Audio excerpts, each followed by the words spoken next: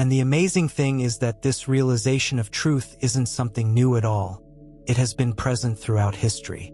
If you go back thousands of years, you'll find that it was always there, a subtle undercurrent running through the ages. There have always been a few people here and there who sensed that beneath the madness of history lies a constant threat, sometimes referred to as the perennial philosophy. This idea that the timeless truth of human existence has always been present, has been recognized by only a select few. Many encountered these teachings but, unable to fully grasp them, they looked at the wisdom solely through the lens of the mind. They misinterpreted the message and in doing so, allowed these teachings to become part of their false sense of self. This is a pattern we see in every religion. Every spiritual tradition points to something transcendent, yet all too often religion ends up being intertwined with our ego, a false self that stands in stark opposition to true transcendence. It's both funny and sad at the same time. Perhaps it's even better to see it as humorous when you observe the human dilemma, when you notice the unconscious patterns of delusion that we all share. Recognizing these patterns, first in others and eventually in ourselves, can trigger a moment of liberation. Sometimes you simply can't help but laugh at the absurdity of it all, and that laughter itself becomes a moment of transcendence. Over the past 20 to 30 years, I have seen how my own mind manufactured conflicts and suffering out of nothing. I complained about situations and people, fueled by an inherent selfishness that was based on one basic delusion. This single delusion created the entire drama of my existence. I reached a point where I just couldn't take it anymore. Then something beautiful happened. Through that intense suffering, the nightmare of my life transformed into a pleasant dream.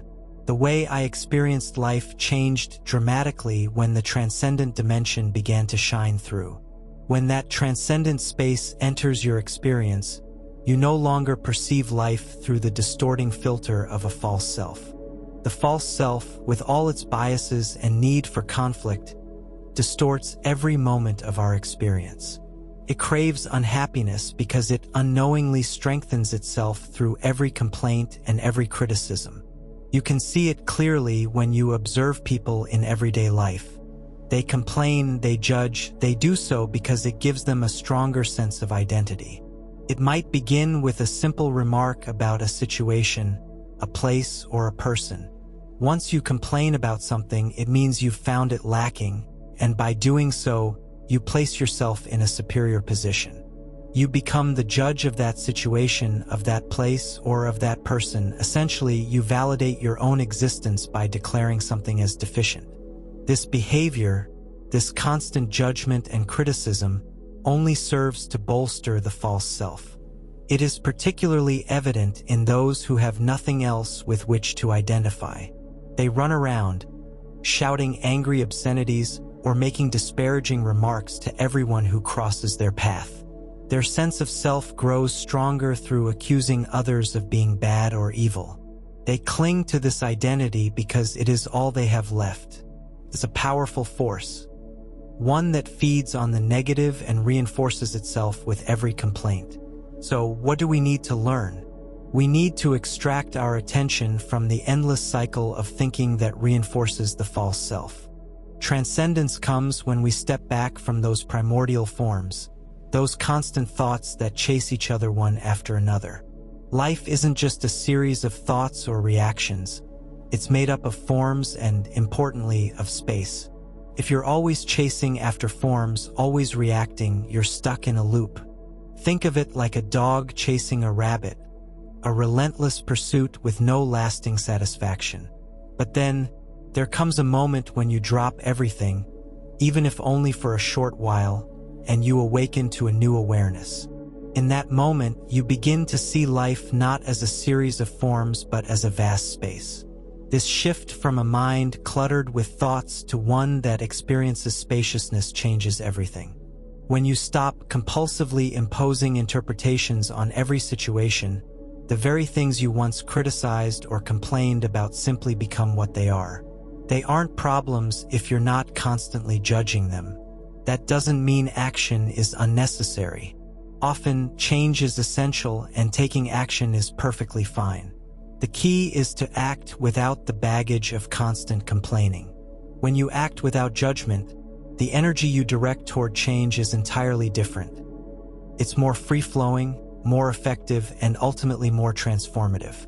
As you move through life with this spacious awareness, you no longer carry the heavy burden of a rigid personality. You become a spacious being, one who embodies true spirituality. And let's be clear, spirituality isn't about filling your head with thoughts about angels or God all day long. True spirituality arises when you no longer identify with every thought that pops into your mind. When you create space within yourself, that is where the real transcendent dimension lies. This inner space represents liberation. It is the transcendence of the mind and the self. Some might call it the transcendence of the world or even the transcendence of time. Whatever you name it, the space inside you is timeless. It is this timeless dimension that allows you to experience life in a whole new way. If this exploration into the nature of our thoughts, the pitfalls of the false self, and the journey toward transcendence has inspired you, even if only a little, make sure to subscribe to our channel, hit the like button, and share your thoughts in the comments below. Your engagement not only fuels our journey together, but also helps us uncover even more profound insights to share with you. Enjoy the ride, and remember, every moment of awareness is a step toward a freer, more spacious life.